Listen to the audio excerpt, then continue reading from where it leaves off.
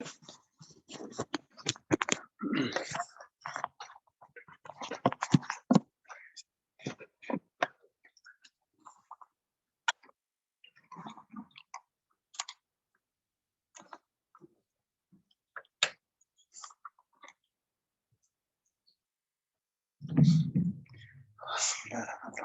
لله رب العالمين والصلاة والسلام على أشرف الأنبياء والمرسلين نبينا محمد وعلى آله وصحبه أجمعين. أما بعد فالسلام عليكم ورحمة الله وبركاته. On continue Inch'Allah Ta'ala avec Surat Al-Alaq. C'était arrêté donc la semaine dernière à Surat Al-Jinn. Inch'Allah Ta'ala aujourd'hui on est avec Surat Al-Alaq. Surat Al-Alaq c'est Surat Iqra. Iqra bismi rabbika alladhi khalaq. Et cette sourate, elle est importante à méditer. Elle est très simple dans ses mots, en réalité, mais elle est importante à méditer puisque c'est la première révélation, en arabe, la première révélation sans aucun doute. Vous savez, il y a des divergences entre les savants sur quelle est la dernière révélation, quel est le dernier verset qui a été révélé. Mais sur ce point, il n'y a aucune divergence. Il se base bien sûr sur le hadith d'Aïcha radiyallahu anha qui raconte comment le prophète a vécu le début de la révélation. Et elle raconte dans un autre hadith qui se trouve dans Sahih al-Bukhari et d'autres recueils de hadiths où elle explique que le prophète au début, avant qu'il ait la révélation, qu'il faisait des rêves et qu'à chaque fois ses rêves se réalisaient. Il les voyait comme si c'était le jour. Donc il voyait des choses et il les voyait. Et à un certain moment, il était un peu fatigué des gens de la Mecque et de ce qu'ils faisaient, de la situation générale. Donc il était un peu, comme on va dire aujourd'hui, un peu dégoûté de la société dans laquelle il était. Donc il aimait bien se retirer. Et il allait pour cela à Jabal Hira, ce qu'on appelle aujourd'hui, ils appellent ça Jabal al-Nour, la montagne de la lumière. Et il allait là-bas et il faisait des retraites spirituelles. Et pour ceux qui sont déjà partis en Arabie, qui sont déjà partis à la Mecque, c'est une montagne qui quand même, il faut une petite demi-heure pour monter en haut. Et d'en haut, on peut voir même la Mecque, on peut voir, je veux dire, la mosquée, le Kaaba. Et il se mettait là-bas et il adorait Allah à la manière d'Ibrahim, alayhi salam. Et on l'avait mentionné précédemment, c'est qu'il y avait une catégorie minime à l'époque à la Mecque. Il y avait des gens qui n'acceptaient pas l'adoration des idoles. On les appelait al-Ahnaf. Et c'était des gens qui suivaient encore ce qu'ils avaient comme enseignement de l'époque d'Ibrahim alayhi salam. Donc le prophète sallam restait là-bas durant des nuits. Il prenait avec lui des provisions, puis il revenait, il prenait avec lui des provisions et il repartait. Jusqu'à ce qu'à un moment, Jibril alayhi salam est descendu vers lui et il l'a tiré vers lui, il l'a serré contre lui. Et il lui a dit « Iqra ».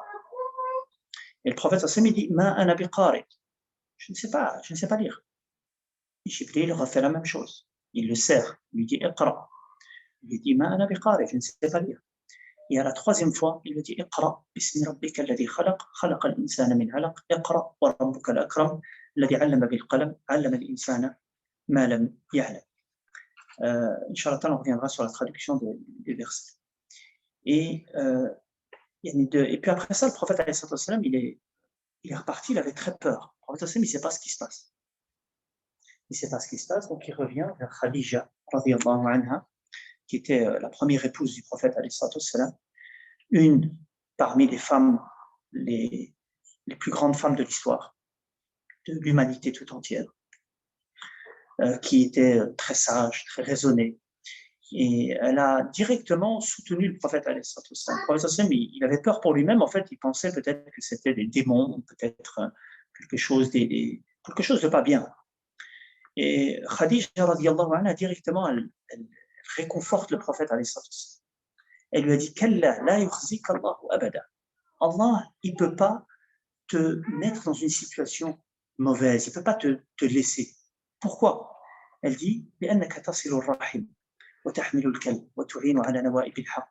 Elle lui a cité des caractéristiques du prophète. Et c'est important de souligner ça et de méditer là-dessus. Parce qu'elle lui dit, en fait, Allah, il ne peut pas te laisser tomber. Pourquoi? Parce que tu es quelqu'un qui noue les liens familiaux. Tu es quelqu'un qui aide les autres. Tu es quelqu'un qui, quand quelqu'un est dans une situation difficile, une injustice, tu es là. Donc il lui dit, étant donné que c'est ça, ce sont tes caractéristiques, ça veut dire que tu es quelqu'un de bien.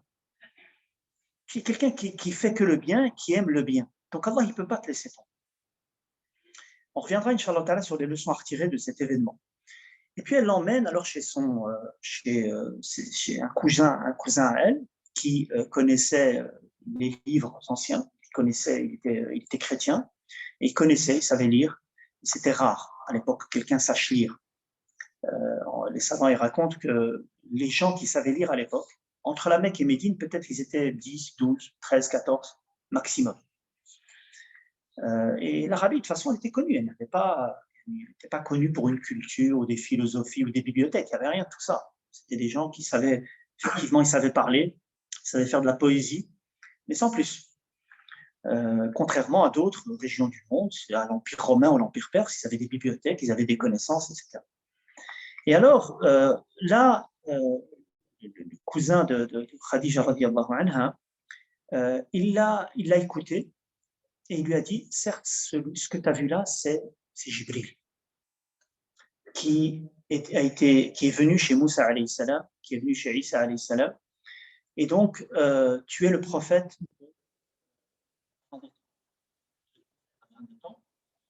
Et il lui dit, il lui annonce déjà la bonne nouvelle, il lui dit, si j'aurais été jeune, j'aurais aimé être auprès de toi quand ton peuple va te faire sortir. Alors le prophète sallam il dit, Awa mukhrijiyahum, ils vont me faire sortir. Il lui a dit, Naam, il lui a dit, il n'y a pas quelqu'un comme toi qui est venu chez un peuple sans que on ait de l'animosité envers lui, qu'on ne le laisse pas tranquille, c'est-à-dire qu'on va le combattre. Et les choses s'arrêtent ainsi. Et donc, le début de cette sourate qui est avec nous aujourd'hui, Iqra, sourate al-Alaq, la sourate de l'adhérence, elle est le début, les 5 premiers versets ont été révélés, c'est les premiers versets qui ont été révélés au prophète alayhi salatu wassalam. Le prophète alayhi salatu wassalam n'a jamais adoré les idoles, n'a jamais bu de l'alcool, n'a jamais même assisté à leur fête des idolâtres, jamais. Et à chaque fois, quand il était jeune, alors qu'il n'est même pas encore responsable, il voulait assister juste par curiosité, et Allah faisait en sorte qu'il dormait à plusieurs reprises. Le prophète sallam se retirait, s'isolait. Et le fait de s'isoler en période de trouble, c'est quelque chose de légiféré même en islam. Le prophète sallam nous a demandé de rester en groupe, de rester en communauté, parce que Shaitan, il attaque les personnes qui sont à l'écart de la communauté. C'est pour ça qu'il est demandé aux musulmans de rester parmi ses frères, de rester parmi ses sœurs pour les sœurs, de rester parmi les musulmans afin de profiter du rappel et de rester ferme dans la religion. C'est très important. C'est quelque chose de très mauvais de s'isoler, sauf en situation de trouble. Si la société va mal, si les gens de la vérité sont vraiment limités, à ce moment-là, le prophète sallam, à la fin des temps, il a dit que la meilleure des choses, peut-être pour un croyant, ce serait de rester dans une vallée avec ses bêtes et de s'éloigner des gens. Si les gens te nuisent, si les gens ils te perturbent dans ta religion, mais à condition bien sûr d'être fort. D'être fort parce que si tu es tout seul, ça veut dire que tu as la capacité de combattre au service de Shaitan et de ne pas avoir des doutes, etc. Le prophète sallallahu alayhi wa sallam, il allait au haut de cette montagne, dans cette caverne. Est-ce que c'est légiféré en islam d'aller se retirer dans une montagne quelque part? C'est légiféré en islam? Oui, non. Le prophète sallallahu alayhi wa sallam, il n'est jamais retourné dans cette montagne après ça. Il était dans cet endroit-là parce que c'était un endroit calme, apaisé, loin de tout le monde. C'est tout. Donc l'endroit n'était pas un endroit particulier qui a un mérite particulier. Le prophète s'est mis là-bas parce que c'était l'endroit adéquat pour s'isoler, ni plus ni moins. Le prophète n'a jamais encouragé les gens à y aller. Il n'a jamais donné un mérite particulier à cet endroit-là. Maintenant, vous voyez, les gens, ils vont là-bas, ils font n'importe quoi, ils prient là-bas, ils s'essuient contre les murs, ils écrivent des choses. Ça me rappelle d'ailleurs une fois, c'était pas à cet endroit-là, mais c'était à Arafat. C'était une stèle au-dessus de Jabal al-Rahma. Il y a une stèle là-bas. Il y a des gens qui écrivent des choses là. Et je demandais à quelqu'un, je fais, qu'est-ce que tu écris? Il dit, j'écris comme ça, je viens à l'Hajj. Et comme ça, mes enfants viennent à l'Hajj. C'était une vieille dame. Tu fais, si tu veux venir à l'Hajj, il faut ramasser de l'argent, il faut mettre de l'argent de côté, il faut venir à l'Hajj. Il faut demander à Allah subhanahu wa ta'ala de faciliter. C'est pas en écrivant ton nom là-bas. Cette pierre n'a jamais existé à l'époque du prophète sallallahu alayhi wa sallam, elle n'a aucun mérite. Les gens, ils sont ajib, c'est étonnant. Nous, on est ici à la mosquée, on lit et on apprend. Il y a beaucoup de gens parmi les musulmans qui sont très très loin de la connaissance. Tu leur dis n'importe quoi, ils te suivent. Si tu leur dis la porte de la mosquée, il y a de la baraka dans la porte de la mosquée, il faut l'embrasser, il faut l'embrasser. Ils croient que c'est bon. Surtout s'il te voit, si tu as une barbe, ou il voit que tu connais, il va te suivre. Les gens, ils ne savent pas. Et donc, Hakatan, ils font beaucoup de choses qui sont graves en islam, Hakatan, qui pensent qu'il y a un mérite particulier, qui pensent qu'il y a de la baraka là-bas et qu'il faut aller la chercher. Non. La baraka, elle se trouve dans le fait de suivre le prophète, de suivre ses pas, de suivre le message du Coran, de lire le Coran, et non pas de suivre des choses pareilles qui n'ont aucun fond. Un autre élément qu'on retire de cet événement, c'est comment Khadija radiyallahu anha, qui est la première croyante, la première musulmane, la première personne qui a cru au prophète alayhi salatu wassalam. C'était une femme. Et comment est-ce que cette femme, elle a soutenu le prophète alayhi salatu wassalam complètement, sans aucun doute. Elle lui a pas dit que ce que tu racontes, tu commences à avoir des choses qui ne sont pas normales, fais attention, elle va avoir peur de lui. Elle était totalement confiante et certaine que le prophète sallallahu alayhi wa sallam était quelqu'un de bien et qu'il ne pouvait pas lui arriver quelque chose de mal. J'entends par là des djinns, des shayatins qui vont venir le perturber. Et aussi, subhanallah, comment est-ce qu'elle était fidèle au prophète alayhi salatu wassalam. Et ce jusqu'à sa mort.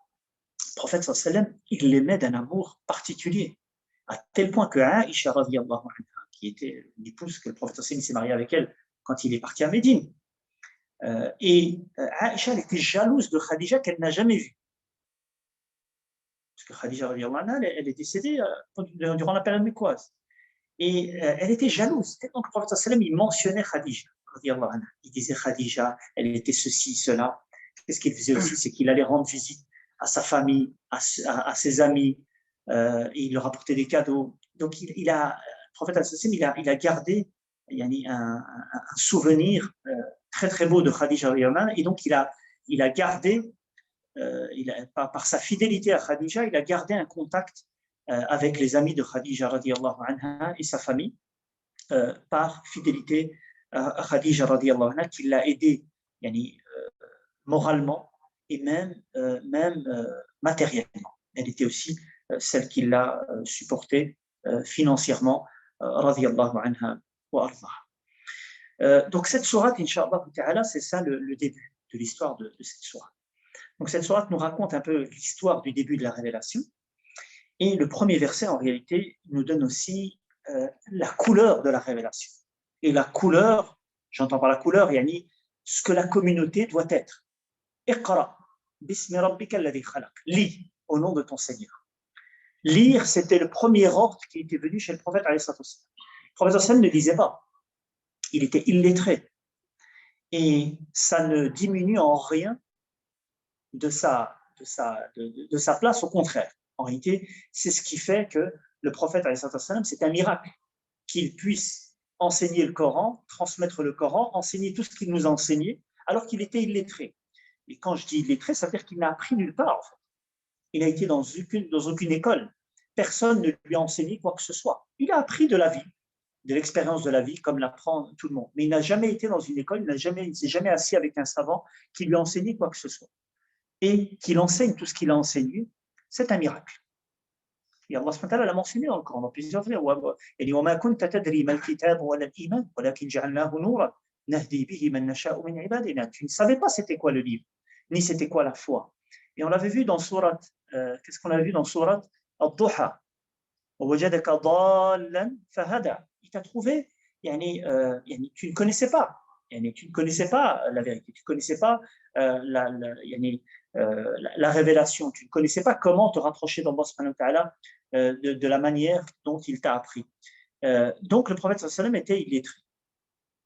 Cette sourate nous apprend l'importance du savoir, accompagné de la foi. On va le voir dans le premier verset. Iqra bismi rabbika alladhi khalaq. Lis au nom de ton Seigneur. Lis accompagné de la foi. Qu'Allah subhanahu wa ta'ala mette de la bénédiction dans ce savoir. Et subhanallah, le premier verset, c'est un ordre. Lis. Et le dernier verset, c'est quoi? C'est quoi le dernier verset? Wasjud. Naam. Zid. Wasjud waqtarib. C'est aussi un ordre. Prosterne-toi et rapproche-toi de ton Seigneur. Et on peut faire un lien. L'ordre d'apprendre et l'ordre de se prosterner. C'est que l'apprentissage qui ne te rapproche pas d'Allah subhanahu wa ta'ala n'est pas un apprentissage bénéfique. Apprendre, ce n'est pas quelque chose de mal d'apprendre les sciences profanes, qu'on appelle les sciences profanes, les mathématiques, la biologie, la physique, toutes ces sciences, c'est pas quelque chose de... C'est recommandé que les musulmans, une partie des musulmans, doivent maîtriser ces connaissances et doivent les connaître parce qu'on a été créé pour vivre sur Terre et on doit faire notre civilisation, on doit connaître toutes les sciences et toutes ces sciences nous proviennent d'Allah subhanahu wa ta'ala. Toutes ces sciences sont découvertes par l'expérimentation, par l'observation de ce qu'Allah subhanahu wa ta'ala a créé. Et donc, la science, elle doit être accompagnée de la foi. Qu'elle soit la science religieuse, la révélation, ou même les sciences profanes. Il faut avoir l'intention de se rapprocher d'Allah subhanahu wa ta'ala. Il faut maîtriser ses connaissances pour la cause d'Allah subhanahu wa ta'ala. Aujourd'hui, en fait, on a tout mis en profit. Tu dois apprendre pour travailler, pour gagner de l'argent, pour avoir une belle maison, pour avoir une belle voiture, pour avoir une situation sociale. Ce n'est pas haram d'avoir tout ça. Mais on a quelque chose de plus élevé que ça. Fais-le pour Allah subhanahu wa ta'ala. Fais-le pour te rapprocher d'Allah subhanahu wa ta'ala. Fais-le pour être profitable à ta communauté. Et tu vas avoir dunya avec. Tu vas avoir ton salaire. Tu vas avoir ta place dans tes enseignements. Mais fais-le pour Allah subhanahu wa ta'ala. C'est beaucoup plus noble. Et puis Allah subhanahu wa ta'ala nous parle aussi de l'être humain dans cette sourate. Kalla innal insana la yatra. L'homme, certes, dépasse les limites. L'homme a comme nature la tyrannie. Et Allah subhanahu wa ta'ala nous montre aussi deux profils de l'être humain. Le serviteur humble, qui est le prophète alayhi salatu wassalam, et tous ceux qui prennent son exemple, et le tyran et le rebelle. Et ala kulli hal aussi, la sourate directement aussi, elle montre que le chemin de la foi, il est truffé, il est rempli d'épreuves. Et vous avez vu que le prophète sallallahu alayhi wa sallam, directement, on lui a annoncé, il lui a dit, on va te faire sortir de ta vie. Le prophète sallallahu alayhi wa sallam, il ne comprend pas. Pourquoi on va me faire sortir? Je suis quelqu'un de bien, je suis quelqu'un d'honnête, je n'ai jamais fait de mal à qui que ce soit. Et il lui dit, en fait, toute personne qui vient, qui dit la vérité, qui oriente les gens vers la vérité, ils vont le combattre. Et ça, c'est à travers toute l'histoire, jusqu'à l'heure où on se parle aujourd'hui. Les gens qui disent la vérité, on les combat, on les jette en prison.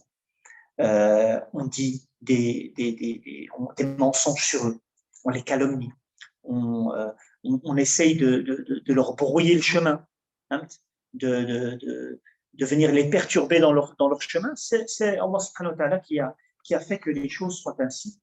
Les gens les plus éprouvés, ce sont les prophètes, et puis après, ceux qui les suivent, et les gens pieux après. Donc Allah subhanahu wa ta'ala commence par Iqra, lis au nom de ton Seigneur qui a créé. Donc le message de lire, en fait, Iqra, il ne veut pas seulement dire lire, parce que quand on dit lire, veut dire aussi apprendre, veut dire comprendre, veut dire mémoriser, veut dire méditer, tout ce qui est lié au savoir. Iqra, bismi rabbika alladhi khalaq. Et donc, en fait, le début de la révélation, ça nous annonce la couleur. C'est que cette religion, cette révélation, elle est basée sur la science, sur la connaissance. Et la connaissance, elle tombe pas du ciel. La connaissance, au fait, où on a des connaissances qui sont de la révélation, qui nous viennent d'Allah subhanahu wa ta'ala. Et révélation ne veut pas dire opposé à la raison. Et c'est ça une grande différence entre comment est-ce que nous, on voit la religion, comment est-ce que nous, on voit la révélation et comment l'Occident, aujourd'hui, voit la révélation. Aujourd'hui, en Occident, on voit la révélation comme étant quelque chose de totalement opposé à la raison. Et la foi, dans le dictionnaire, allez y voir et confirmez-moi, la foi, c'est opposé à la raison. Foi est égale, yani, ce qui n'est pas raison. C'est pour ça que yani, ils appellent aussi la foi, ils appellent ça le dogme. Et le dogme, ce qui est dogmatique, en fait, c'est que ça n'a rien à voir avec la raison. C'est à apprendre comme ça, sans réfléchir. Et ça, en réalité, si l'Occident il a un problème aujourd'hui avec la religion, c'est parce qu'en fait, c'est le christianisme qui les a rendus comme ça. Parce que l'histoire du christianisme, en fait, il combattait le savoir. Il combattait le savoir. Ce que l'Église, elle dit, c'est ce qu'il faut croire. Point à la ligne. Il n'y a pas à réfléchir. Le pape, d'ailleurs, aujourd'hui encore, le pape, en fait, c'est comme le représentant de Dieu pour eux sur Terre. Et l'Église catholique, en tout cas en particulier, peut-être même les autres églises, pour eux, ce qu'ils disent, ce que l'Église décide, c'est ce que Dieu a décidé. Et c'est pour cela que quand ils ont des réunions, les conciles, ce qu'ils appellent les conciles et les synodes, ils se réunissent avec le pape, les archevêques, les évêques, etc. Ce qu'ils décident, eh bien, il faut l'accepter. En islam, on n'a rien à voir avec tout cela. Premièrement, la foi, la révélation, n'est pas en contradiction avec la raison. La raison, j'entends par raison, la raison pure, la fitra. 1 plus 1 est égal 2. Le ciel est au-dessus, la terre est en dessous. Et est-ce que j'ai besoin de preuves pour le prouver, ça? C'est ça la raison. Je n'ai pas besoin de preuves, parce que c'est inné en chacun d'entre nous. Donc la raison pure, comme dit Cheikh al-Islam Ibn Taymiyyah, il dit la raison pure ne peut pas être en contradiction avec un texte authentique. Impossible. S'il y a une contradiction entre les deux, c'est ou le texte n'est pas authentique, ou la raison qui n'est pas pure. Si le texte est authentique, le Coran ou la Sunna, et la raison est pure, ils ne peuvent être qu'en accord. C'est Allah qui a créé l'être humain, et c'est Allah qui a révélé la révélation. Mais en réalité, aujourd'hui, si certaines raisons de certaines personnes qui n'arrivent pas à avaler certaines choses de la révélation, c'est eux qui ont un problème en fait dans leur tête. C'est leur raison qui est corrompue, qui est tordue. Et c'est pour ça qu'ils ont un problème avec les textes. Et non pas la raison. Donc Allah subhanahu wa ta'ala nous dit Iqra, au nom de ton Seigneur. Au nom de ton Seigneur. Le Seigneur, on avait dit, ça veut dire quoi le Seigneur? Ça veut dire quoi Ar-Rabb? Qu'est-ce qu'on avait dit par rapport au Seigneur? Ça veut dire quoi le Seigneur? Hein? Qui est Dieu que sahih. Mais Ar-Rabb, c'est le maître de l'univers. Et ça implique Allah subhanahu wa ta'ala, celui qui a créé, celui qui subvient aux besoins de sa créature, de sa création, et celui qui est le souverain absolu, qui détient tout entre ses mains. Et c'est lui qui nous a fait grandir, c'est pour ça que le nom Rabb vient de Tarbiya en arabe aussi, qui nous a fait grandir dans ses bienfaits. Rabbana bi ni'ami, nous a fait grandir dans ses bienfaits. Donc Allah nous dit de lire lis au nom de ton Seigneur, celui qui t'a créé. Donc lis la révélation, lis ce qu'Allah subhanahu wa ta'ala va te donner, qui est le Coran. Et Allah subhanahu wa ta'ala va le répéter, Iqra bismi rabbika alladhi khalaq, الذي خلق الإنسان اقرأ باسم ربك الذي خلق الإنسان من علق اقرأ encore une fois à 2 reprises. Et puis après il va dire اقرأ يعني وربك الأكرم الذي علم بالقلم علم الإنسان ما لم يعلم. Donc on a l'importance du savoir et l'obligation d'apprendre. On peut pas, la révélation elle est close et on peut pas personne ne peut devenir prophète. La prophétie, c'est un choix d'Allah subhanahu wa ta'ala. Le prophète, c'est le dernier des messagers. Donc, pour avoir accès à la révélation, il faut apprendre. Et on peut retirer de cela que apprendre, ça se fait en lisant. Ça se fait en le prenant de la bouche de quelqu'un, de quelqu'un qui a étudié. Et pas de n'importe qui, non plus. Et le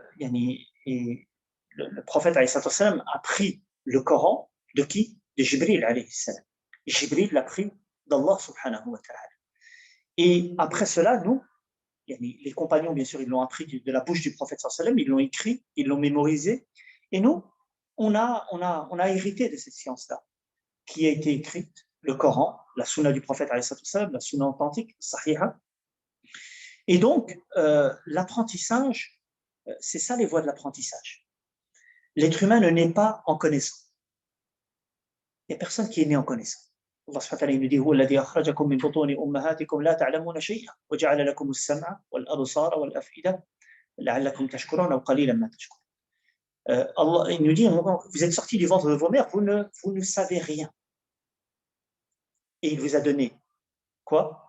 L'ouïe, la vue et un cœur pour retenir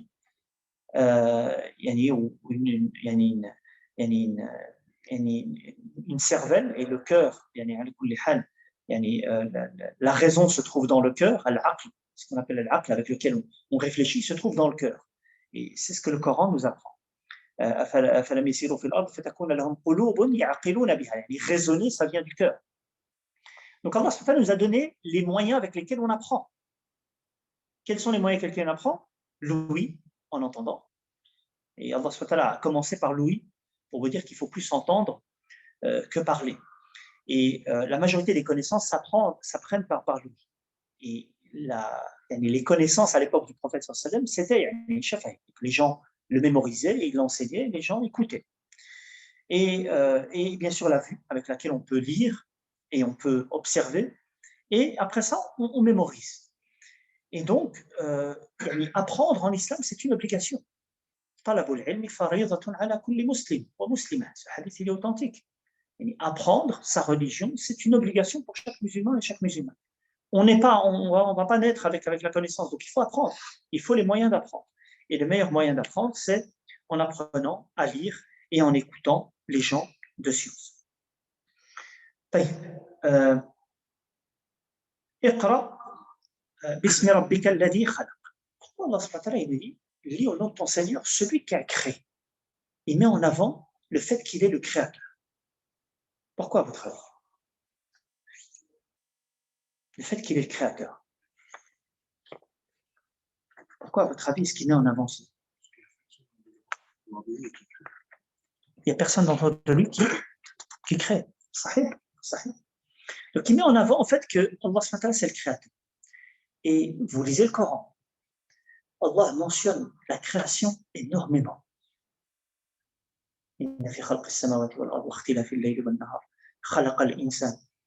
Combien de fois Allah répète qu'il a créé? Parce que le créateur qui a créé à partir de rien, c'est lui qui est la source aussi du savoir. La source, c'est lui qui peut dire fais ou ne fais pas. Et c'est pour ça qu'on dit, le fait qu'Allah c'est le législateur, qui l'ordonne, qui l'interdit. Pourquoi? Parce que c'est Ar-Rabb. Qu'est-ce qu'il dit Allah dans Surat At-Tawbah? Ittakhadhu ahbarahum wa ruhbanahum arbaban min dunillah wal masih ibn Maryam. Les chrétiens et les juifs, les rabbins, ils ont pris leurs rabbins et leurs moines et leurs évêques et leurs hommes religieux, ils les ont pris comme des seigneurs en dehors d'Allah. Quelle est la première particularité du Seigneur? C'est qu'il crée. Ils en ont fait des seigneurs. Et à la fin, il dit alors qu'il leur a été donné d'adorer. Il y a un compagnon qui a entendu ce verset, il a entendu le prophète dire ce verset, il a dit en fait on ne les adorait pas. Parce qu'il a compris en fait les adorer, c'est se prosterner devant eux, les invoquer. Il lui a dit est-ce qu'ils vous rendaient halal ce qui est haram et vous rendez haram ce qui est halal et c'est ça à les adorer. Ils en ont fait des seigneurs. Alors qu'Allah, c'est le créateur, c'est lui qui est la source du savoir, c'est lui qui est la source de la législation, c'est lui qui dit ce qui est halal, qui est haram. Et puis Allah nous dit, et puis après, il met en avant la création de l'homme. Allah, il a créé, bien sûr, tout en dehors de lui est créé, mais il souligne qu'il a créé l'homme d'une adhérence. Donc, il nous rappelle notre source, qu'on est créé à partir de rien. Allah a créé Adam à partir d'argile, et puis après Adam, il a créé Hawa à partir de Adam, et Adam et Hawa ont été la cause des descendants, de l'être humain, du premier être humain. Et Allah nous a créé à partir d'une goutte de sperme. Cette goutte de sperme, elle devient une adhérence, qui est en fait l'alaqa, qui veut dire en fait s'accrocher, se suspendre. Cette adhérence, en fait, elle s'accroche dans l'utérus. Et puis après, l'être humain passe par différents stades jusqu'à ce qu'il devienne un être humain complet. Donc Allah nous ramène vers notre création, qu'on n'est rien du tout, qu'on n'était rien du tout. Et que donc, on a besoin d'Allah subhanahu wa ta'ala, on a besoin de notre Seigneur qui nous subvient à nos besoins, et on a besoin de lui aussi pour nous guider et pour nous montrer le chemin à suivre. Parce qu'on est sur cette terre, pour un moment, juste un moment particulier. Ça fait combien de temps qu'on a commencé là? 30 minutes. Cette connaissance-là, le fait que l'être humain a été créé d'une adhérence, vous savez, le terme est très précis en réalité, c'est un des miracles du Coran. Puisque ces connaissances-là, le fait que l'être humain passe par ces différentes étapes, et en particulier par l'adhérence, et le fait que c'est un caillot de sang qui s'accroche dans l'utérus, c'est quelque chose qui était impossible à connaître à l'époque. Impossible. Et je vous conseille en tout cas un livre qui est à lire et à relire, c'est le livre de Maurice Bucaille, qui s'appelle La Bible, le Coran et la science. C'est un livre extraordinaire. Maurice Bucaille, c'est un musulman, même s'il ne le montrait pas. C'est un chirurgien français, un chercheur, et il a écrit ce livre, il est vraiment très clair, et il montre comment le Coran, il n'est pas en contradiction avec toutes les sciences contemporaines, parce qu'il lui-même dit, par rapport à le fait comment est-ce que l'être humain a été créé, les différentes étapes par lesquelles l'être humain passe, les différentes phases dans le ventre des mères, il dit que ce sont des connaissances qui ont été développées au XIXe siècle, qu'on ne maîtrise que maintenant. Donc, 19e, 20e siècle, on commence à maîtriser ces connaissances. Comment est-ce que le prophète sallam a pu connaître cela? Comment est-ce que le Coran, il est d'une précision impressionnante par rapport au terme qu'il a utilisé, al-alaq. Et alors que, voilà, c'est une adhérence qui s'accroche effectivement dans l'utérus. Et comment est-ce que après ça, il devient comme un morceau, comment ils appellent ça? Mâché. Il dit une adhérence, et de l'adhérence, vous devez créer un morceau de chair, une mâchure, moudra. Il dit c'est exactement ça. Et ça, on ne peut pas le savoir si on n'avait pas des microscopes, si on n'avait pas fait de... C'était impossible. Et donc, le prophète sallam ne peut être que prophète en mentionnant cela et en rapportant cela, puisque cela ne peut venir que à travers la révélation. Et donc, ça confirme ce qu'on a dit précédemment, c'est que le Coran et la sunna authentique du prophète ne peut en aucun cas être contradictoire avec la raison, et ne peut pas être contradictoire aussi avec une science établie. Une science établie, ça veut dire que c'est une science qui est vérifiée et qui est devenue quelque chose d'établi, qui est incontestable. Je ne parle pas des théories qui viennent de découvrir à gauche à droite, qui peuvent changer avec le temps, mais quelque chose d'établi ne peut pas être en contradiction avec les textes. Après cela, Allah subhanahu wa ta'ala dit Iqra, encore une fois. Wa rabbuka al-akram. Lis, ton Seigneur, il est très noble. Lis, et ton Seigneur, il est très noble. Allah subhanahu wa ta'ala nous donne ici un de ses noms divins. Un de ses noms qui est Al-Akram, qui vient de Al-Karim. Al-Karim et Al-Karam en arabe, ça revient à deux sens. Quelque chose de précieux, ça s'appelle Karim. Les Arabes disent Hajarun Karim, quelque chose de précieux. Et même dans le hadith, leurs biens précieux. Le deuxième sens, c'est ce que tout le monde connaît, c'est le généreux, la générosité. Et les deux sens, par rapport à Allah subhanahu wa ta'ala, certes, il est unique, personne ne lui est égal. Et donc, dans ce sens-là, ça revient au sens de précieux. Quand quelque chose est précieux, ça veut dire que c'est quelque chose d'unique ou de rare concernant nous. Et Allah subhanahu wa ta'ala, certes, est unique. Personne ne lui ressemble et personne ne peut être similaire à lui. Et il est généreux.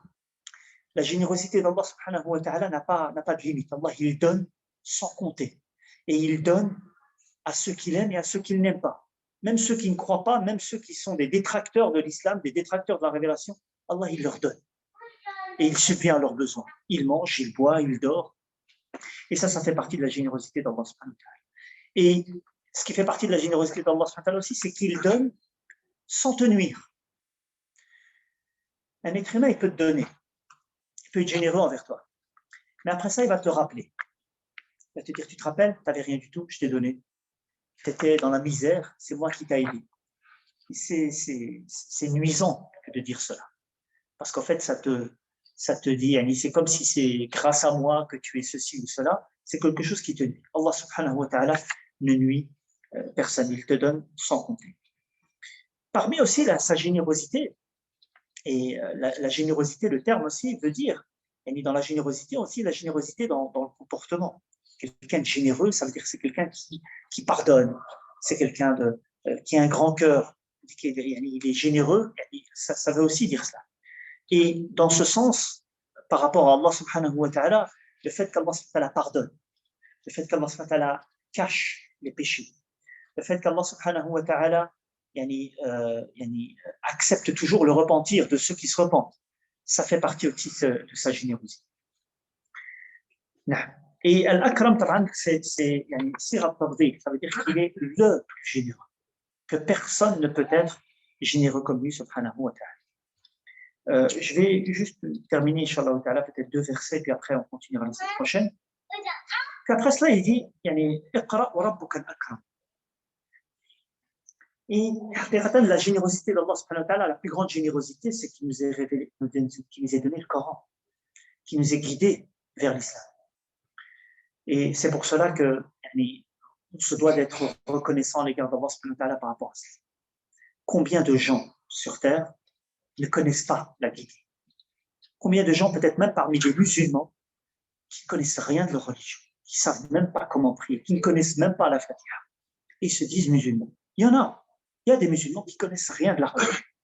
Donc c'est une grande grâce d'Allah subhanahu wa ta'ala qu'il nous ouvre les yeux, qu'il nous montre la guidance. C'est une grande générosité de la part d'Allah subhanahu wa ta'ala, et ça implique que nous devons être reconnaissants à l'égard d'Allah subhanahu wa ta'ala. Et être reconnaissant veut dire, premièrement, avoir la conviction que ça vient d'Allah subhanahu wa ta'ala. Deuxièmement, ça veut dire qu'il faut le mentionner. Mentionne les grâces d'Allah subhanahu wa ta'ala, les bienfaits. Et troisièmement, ça implique d'agir par rapport à ses connaissances. Et parmi l'action qu'il faut faire, c'est que quand tu as appris, que tu partages avec les autres et que tu guides les autres. Puis après cela, il dit celui qui a enseigné par la plume. Dans un hadith authentique, le prophète sallallahu alayhi wa sallam dit قيدوا العلم بالكتابة. Enregistrer le savoir par l'écrit. L'écrit, c'est aussi une grâce d'Allah subhanahu wa ta'ala, qu'on puisse enregistrer les connaissances. Si on devait seulement se baser sur notre mémoire, on oublie. On devient âgé. Et les connaissances que tous les êtres humains ont aujourd'hui nous sont parvenues par l'écrit. L'être humain, depuis qu'il existe sur Terre, il a écrit sur des pierres, sur des peaux d'animaux, et il a enregistré ainsi les connaissances. Et vous voyez, quand vous étudiez à l'école la civilisation égyptienne, qu'est-ce qu'ils ont laissé comme écrit? Et il y a plein de choses à apprendre. Les sciences nous sont parvenues par là. Ils écrivent par des signes et les différents langages. Et c'est une grande grâce d'Allah subhanahu wa ta'ala qui nous a enseigné par le qalam. Et Allah, c'est le premier à avoir ordonné au qalam d'écrire. Le prophète sallallahu alayhi wa sallam dit la première des choses qu'il a créées, c'est le qalam. Et il lui a dit écris. Un deuxième sens de ce hadith, c'est que le qalam, ce n'est pas la première des choses qu'il a créées. Mais dès qu'il l'a créé, il lui a ordonné d'écrire. Dès qu'il l'a créé, il lui a ordonné d'écrire. Et le qalam a écrit tout ce qu'il allait avoir sur Terre jusqu'à la fin des temps. Et donc, grâce à l'écriture, ça pérennise le savoir, ça garde le savoir. Et aujourd'hui, toutes les connaissances qu'on a, on ne les aurait pas si ce n'aurait pas été écrit. Et puis, bien sûr, quand les êtres humains ont découvert le papier, et le papier est devenu beaucoup plus accessible, et puis après, ils ont fait l'imprimerie, à ce moment-là, l'écrit est devenu beaucoup plus abordable pour tout le monde. On a mentionné le fait qu'Allah subhanahu wa ta'ala dise que Allah a enseigné à l'homme ce qu'il ne savait pas. Les connaissances que nous savons nous viennent par la grâce d'Allah subhanahu wa ta'ala. C'est Allah qui nous a donné la possibilité d'apprendre. Et c'est ce qui fait que l'être humain est honoré. Allah subhanahu wa ta'ala, quand il a créé Adam, et que les anges avaient un doute sur pourquoi créer Adam alors qu'il va être quelqu'un qui va corrompre sur terre. Qu'est-ce qu'Allah subhanahu wa ta'ala a fait aux anges? Il a montré la supériorité d'Adam, ça. Et c'était quoi la supériorité d'Adam par rapport aux anges? Le fait qu'il lui a appris le nom de toutes choses, alors qu'il ne l'avait pas fait pour les anges. Donc l'être humain, haqiqatan, il est honoré par le savoir, par la connaissance. Et c'est pour ça que un être humain, quand il est éduqué, il est plus honorable, plus généralement parlant, bien sûr. Quand il est éduqué, ça veut dire il a aussi un meilleur comportement, qu'il agit avec connaissance. Il sait mettre les choses à leur juste place. Il est plus sage. Et la sagesse, c'est ça, c'est de mettre les choses à leur juste place. Et donc l'être humain, il est honoré par le savoir. Et l'ignorance, c'est la plus pire des choses. Et si vous rencontrez des gens qui ne savent ni lire ni écrire, qui ont à chaque fois besoin des autres pour lire leurs lettres, pour écrire quelque chose, pour écrire une lettre, c'est humiliant. C'est humiliant. Et donc le savoir, c'est un honneur qu'Allah subhanahu wa ta'ala a donné à l'être humain. Donc, Allah subhanahu wa ta'ala a enseigné à l'homme ce qu'il ne savait pas. Et la manière dont on apprend, parmi les manières dont on apprend, c'est par l'écrit. Je vais m'arrêter là-dessus, Inch'Allah ta'ala, puisqu'après cela, c'est un autre sujet. Après ça, Allah va dire Kalla, innal insana la yatra. Prenez garde, vraiment, l'homme devient rebelle. Et là, on va voir, Inch'Allah ta'ala, comme Allah ta'ala nous montre que l'être humain aussi, il a une facette qui est très, très obscure, et très mauvaise, qui est le fait qu'il rentre dans l'orgueil, la tyrannie. Et là, il va dans un mauvais chemin. هذا والله تعالى أعلى وأعلم والحمد لله رب العالمين. Est-ce qu'il y a des questions? Qui va ajouter quelque chose? وفيكم بارك الله. Je vais vous ouvrir le micro pour ceux qui veulent parler, Inch'Allah ta'ala.